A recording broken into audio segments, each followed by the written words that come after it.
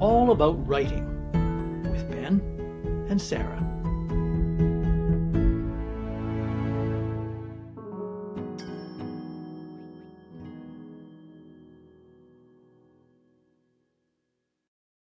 Welcome to All About Writing, the podcast that covers everything about the world of writing from the inside out.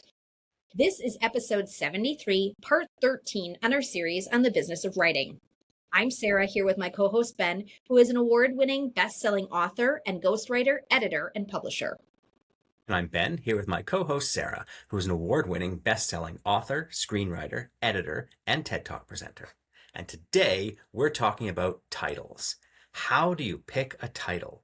This is a big question because the title is one of the biggest selling points for your book. It's what grabs the reader's attention. It pulls them in and says, oh, what's this? The title.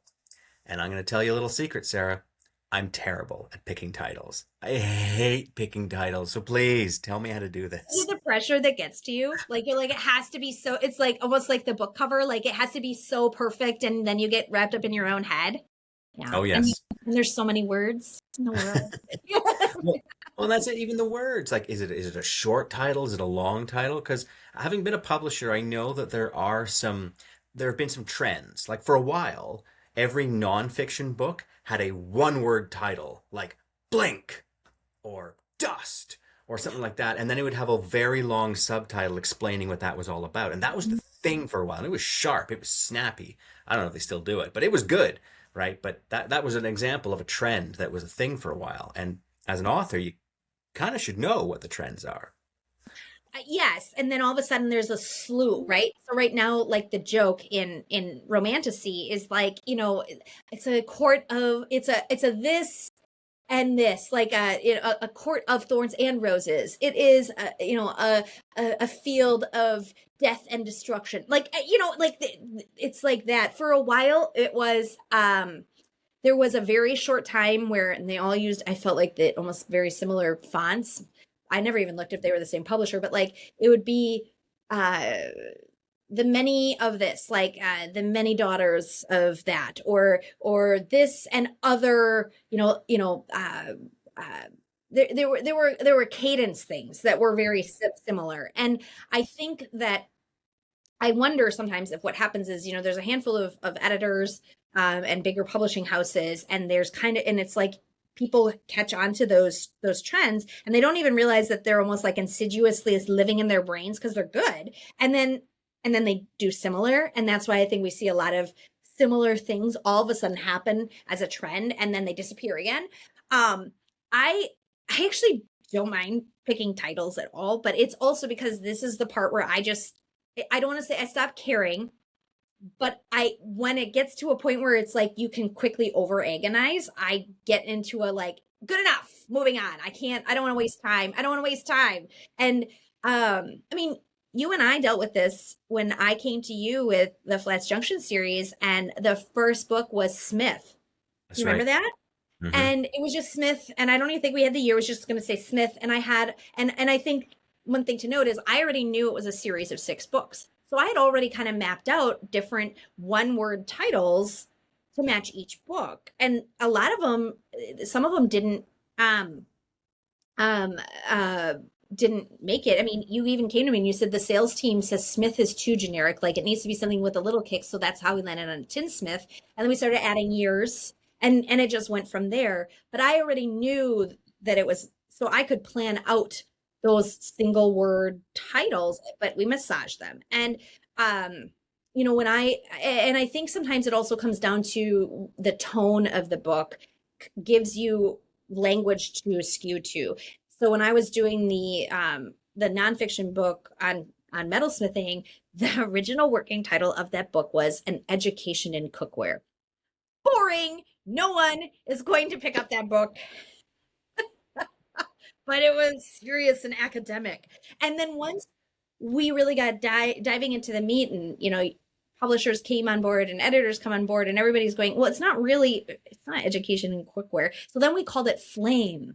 And we were like, oh, it's all about fire because fire is used in copper and metal and clay and all these other things. And but I still remember sending my editor a list of just similar titles, and a couple like short and snappy, additions, subtitles. And that's how we landed on Copper, Iron, and Clay, A Smith's Journey. Because that feels bad, but it there is a lot of back and forth, and I think it's really hard, in my opinion, to come up with titles in a vacuum.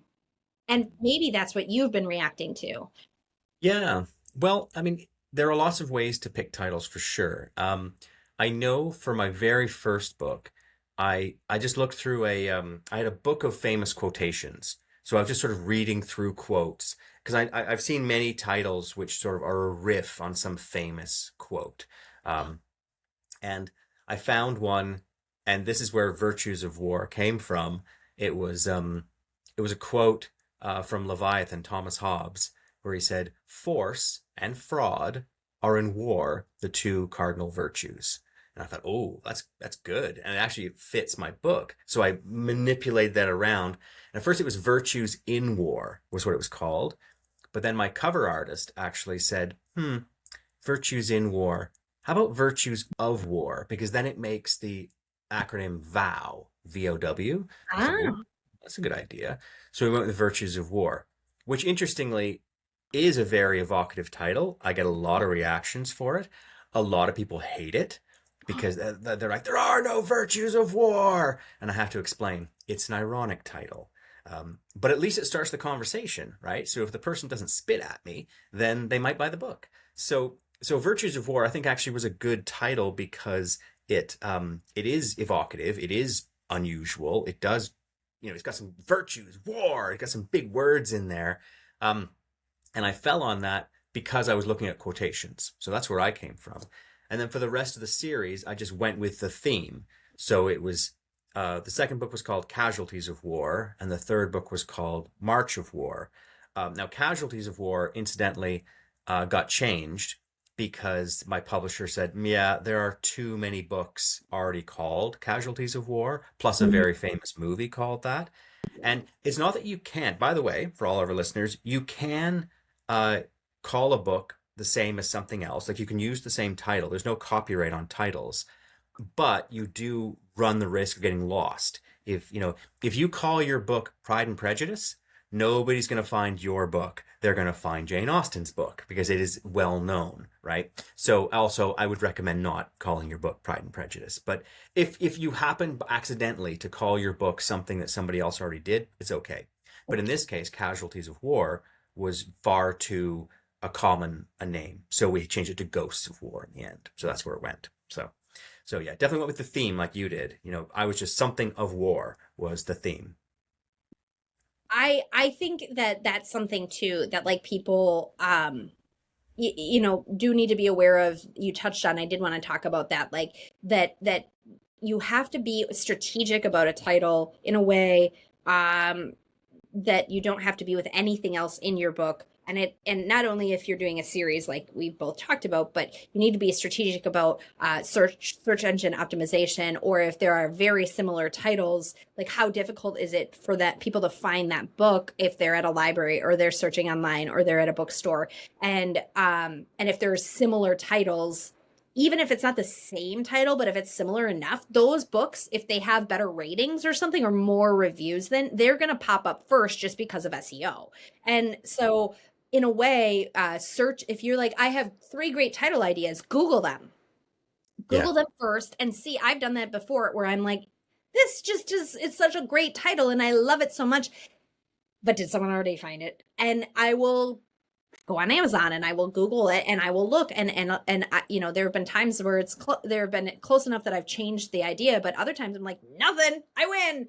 So it's that is a piece of kind of like, well, how do I know if this is a good title? Search for it.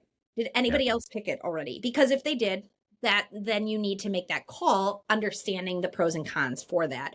And I think that that's like kind of my biggest how to pick a title. Check Yes, to make sure absolutely. it is not already taken or there's not something so close that it might get confused. And the worst is if it's in the same genre. Yeah. Because now it's like people who barely remember the name of your book, they might not remember your name, they know it's about cowboys, and they search for, Cowboys of the West, but there's 3 books, Cowboys of the West. Yeah. They might not get the book they mean to. And so, and they're all about cowboys in the West. So, I think like that, that's where it gets tricky. That's the hardest part. You're absolutely right. I mean, as much as I love the title Virtues of War, there is actually a book about Alexander the Great by Stephen Pressfield called The Virtues of War. And yes, I discovered that after publication. Every time I'd go looking, and sure enough, there was Pressfield's book right above mine. I'm like, come on. So, yes. Thankfully, it's a nonfiction book about Alexander the Great, so very different from my military sci-fi. So there was enough separation that it was okay. But yes, absolutely. Um, I know for my latest book, I did exactly that. I went through my old tricks. I went through a list of cool sayings, trying to find something I could riff off of, made a couple of like a dozen possibilities, and then I Googled and Amazoned each one to see like, nope, that one's out. Nope, that one's out. Nope, no. And then finally I found one that was okay. Nobody's done this. There is a boy band in Australia that have a name pretty similar to this title, but I think I'm good. So I'll go with that. So on Halo Tides, there it is. There it But is.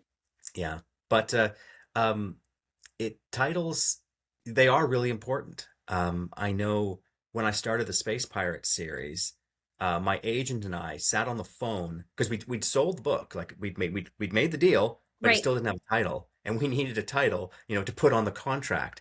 And so he and I were on the phone for like a half an hour, just riffing ideas to each other, and we finally settled on something, which, not gonna lie, was not my favorite, but there it is. It was a compromise. Like all compromises, is nobody's favorite, and so Winds of Mark became the title.